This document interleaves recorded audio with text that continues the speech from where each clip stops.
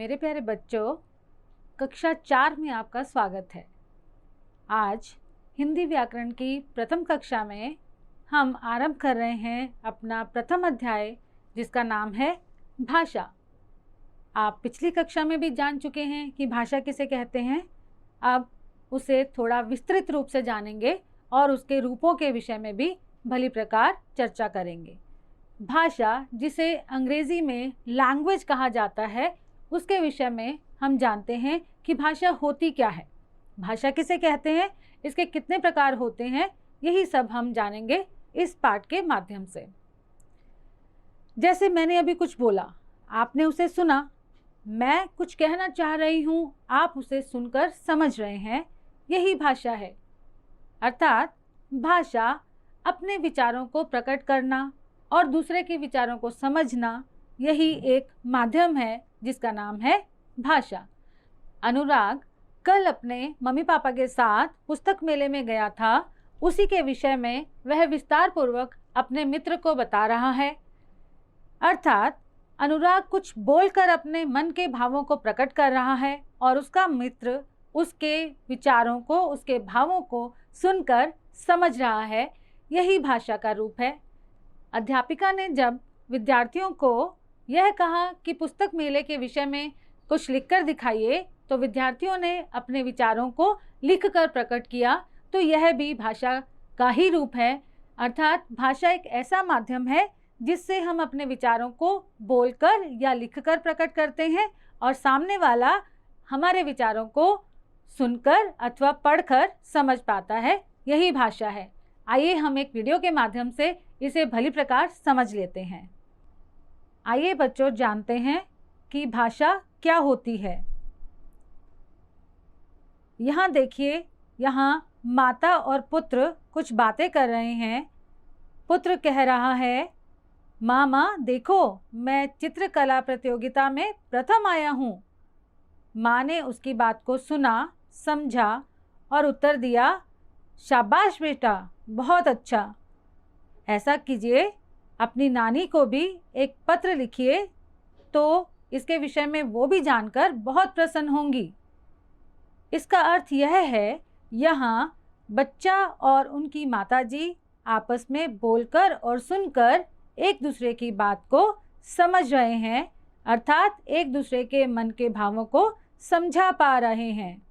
अब वही बच्चा पत्र के माध्यम से अपनी नानी को अपना संदेश लिखकर बता रहा है। कहने का अर्थ यह है कि वह लिखकर अपने भावों को प्रकट कर रहा है। जब वह पत्र, यहाँ यह बच्चा लिखकर अपनी बात को, अपने संदेश को नानी तक पहुँचा रहा है। जब नानी ने वह पत्र पढ़ा तो उसे उस बच्चे का संदेश मिला और वह उसकी बात को, उसके विचारों को पढ़कर समझ पा रही हैं। अर्थात लिखना और पढ़ना भी भाषा ही है। अब हम कह सकते हैं कि भाषा के प्रकार हैं, वे हैं बोलना, लिखना, सुनना और पढ़ना। अर्थात बोलकर, लिखकर, सुनकर अथवा पढ़कर हम अपने बात को दूसरे को समझा सकते हैं और वे भी हमारे विचार और भावों को समझकर उसका उत्तर दे सकते हैं। यही जो माध्यम है वही भाषा है। बोलकर, लिखकर, पढ़कर हम सब बातें कर सकते हैं, अपने विचारों को प्रकट कर सकते हैं। कहने का तात्पर्य है, यह भी कह सकते हैं कि भाषा में बोलना, पढ़ना, लिखना, सुनना, यह सब सम्मिलित होता है। भाषा को यदि हम परिभाषित करना चाहें तो कह सकते हैं, भाषा वह माध्यम है, वह साधन है जिसके द्वारा हम अपने मन की बात दूसरों तक पहुंचाते हैं और दूसरे के मन की बात समझ सकते हैं। तो बच्चों, आपने जाना कि भाषा क्या होती है।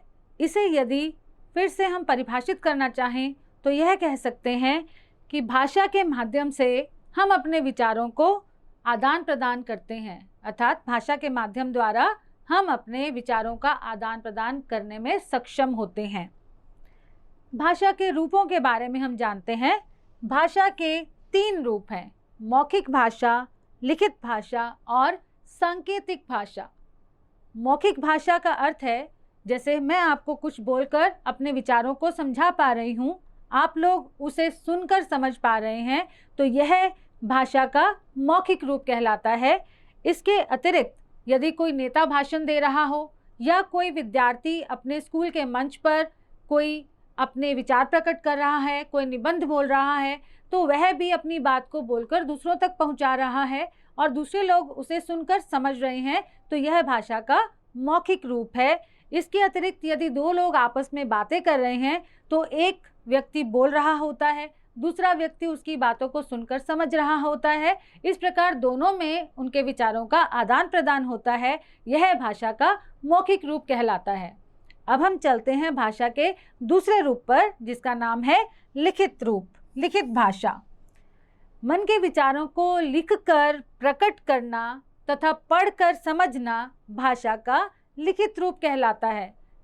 यदि आप अपने फ़ोन के द्वारा किसी को एसएमएस भेज रहे हैं, व्हाट्सएप पर भी मैसेज लिखे जाते हैं, इसके अतिरिक्त लैपटॉप के माध्यम से ईमेल या अपने कंप्यूटर के माध्यम से ईमेल का अर्थ भी यही है कि आप लोग अपने विचारों को लिखकर दूसरे तक पहुंचा रहे हैं और दूसरा व्यक्ति जिसे वह संदेश मिला वह पढ़कर उसे समझ पा रहा है और उसका उत्तर भी देता है।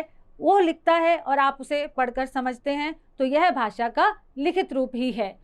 इसके अतिरिक्त यदि आप कोई पुस्तक पढ़ते हैं या कोई अखबार पढ़ते हैं, जिसे हम बोलते हैं न्यूज़पेपर, यदि आप न्यूज़पेपर या मैगज़ीन या बुक या कोई बोर्ड पर लिखा हुआ संदेश पढ़ते हैं, तो वह है भाषा का लिखित रूप।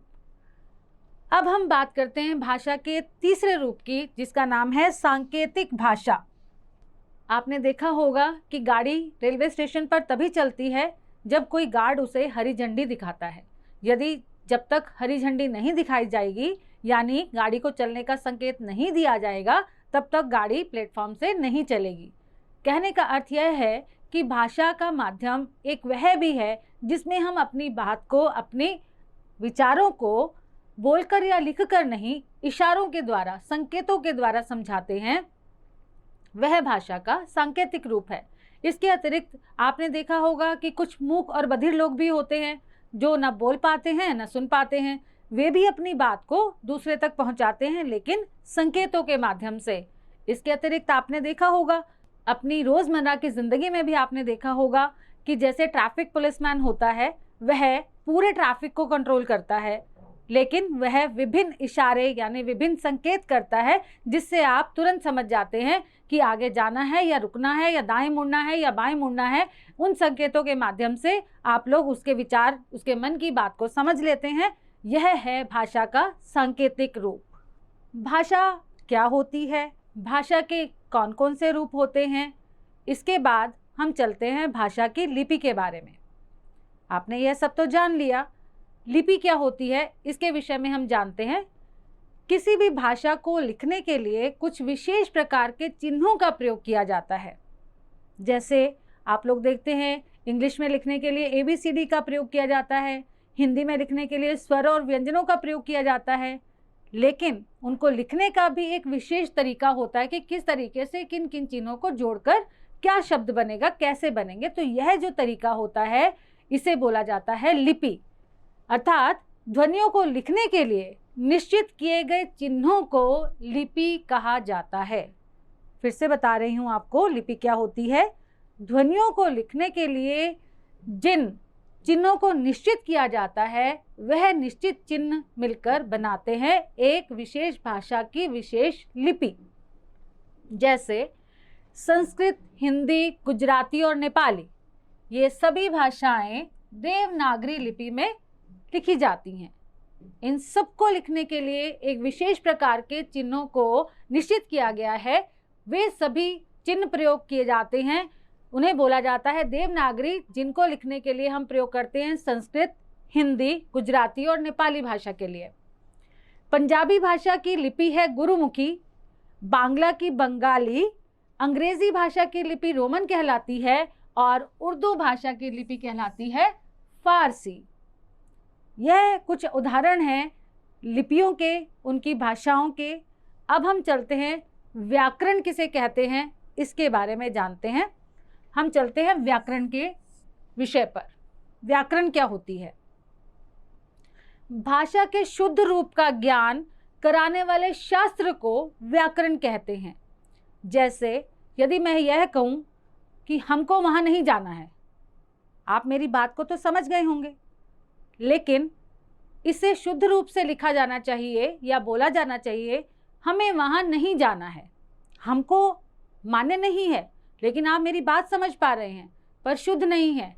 लेकिन भाषा के जिस साधन को शुद्ध रूप से लिखा जाता है, कुछ टूल्स होते हैं, किसी भी चीज़ को करेक्ट करने के लिए टूल्स होते हैं। आप जानते हैं, अगर आपके पास साइकिल है या कोई कंप्यूटर है या कुछ, अगर उसमें कोई खराबी आ गई है तो वह ठीक प्रकार से काम नहीं करेगा और आप उसकी चीज़ को अच्छे से कर भी नहीं पाएंगे। जो भी काम आप उस पर करना चाहते हैं वो कर नहीं पाएंगे।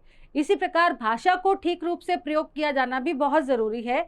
भाषा को ठीक रूप से प्रयोग किए जाने के लिए कुछ टूल्स निर्धारित किए गए हैं, जिन्हें हम व्याकरण कहते हैं। यानी व्याकरण क्या होती है?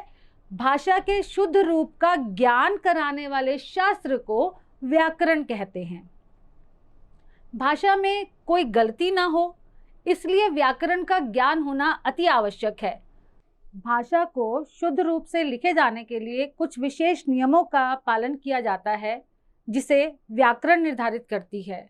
कहने का तात्पर्य यह है कि भाषा में किसी प्रकार की गलती ना हो और उसे शुद्ध रूप से लिखा जाना चाहिए। उस शुद्ध रूप को तय कौन करेगा कि यह शुद्ध है अथवा नहीं? यह निर्धारित करती है व्याकरण।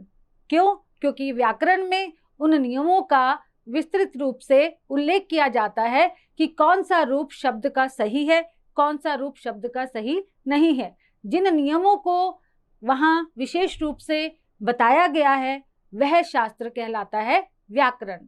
अर्थात भाषा के शुद्ध रूप का ज्ञान कराने वाले शास्त्र को व्याकरण कहा जाता है।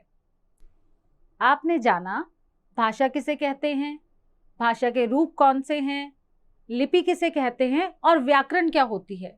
अब हम जानते हैं कि बोली किसे कहा जाता है। सीमित क्षेत्र में बोली जाने वाली भाषा बोली कहलाती है। जैसे भोजपुरी, ब्रजभाषा, खड़ी बोली, अवधी, मगधी इत्यादि। कहने का तात्पर्य है, अवध या उसके आसपास के जो प्रांत हैं, जो प्रदेश हैं, जो रीजन्स हैं, यदि हम बात करें अवधी भाषा की, तो अवध और उसके आसपास रहने वाले लोग अवधी भाषा को भली प्रकार समझते हैं, लिखते हैं, बोलते हैं। तो वहाँ के अलावा यदि बाहर से कुछ लोग चले जाएं जो उड़ीसा के हैं, तो वे लोग अवधी को नहीं समझ पाएंगे। और ऐसे ही यदि अवध भाषा बोलने वाले लोग उड़ीसा में चले जाएं, वे लोग उड़िया लैंग्वेज को, उड़िया भाषा को नहीं समझ पाएंगे। तो एक सीमित क्षेत्र में बोली जानी जो भाषा होती है, एक सीमित क्षेत्र में जो लोग बोलते हैं, समझते हैं, वह जो भाषा होती है उसे बोली कहा जाता है। बोली बहुत बड़े रूप से नहीं बोली जाती और बोली के लिए कोई व्याकरण नहीं होती। बोली का शुद्ध या अशुद्ध रूप बहुत ज़्यादा मायने नहीं रखता। तो एक सीमित क्षेत्र में जो लोग आपस में जिस भाषा का प्रयोग करके अपने विचारों का आदान प्रदान करते हैं, वह भाषा बोली कहलाती है। बोली के लिए कोई व्याकरण निर्धारित नहीं होती, सिर्फ यह एक ऐसा माध्यम है कि वहाँ के लोग आपस में एक दूसरे को अपनी बात समझा पाए, अपने विचारों का आदान प्रदान भली प्रकार कर सकें। यह होती है बोली। आप सभी ने भाषा, उसके रूप, लिपि, व्याकरण और बोली के विषय में जाना। अब हम मिलेंगे आपसे अगले अध्याय में। धन्यवाद।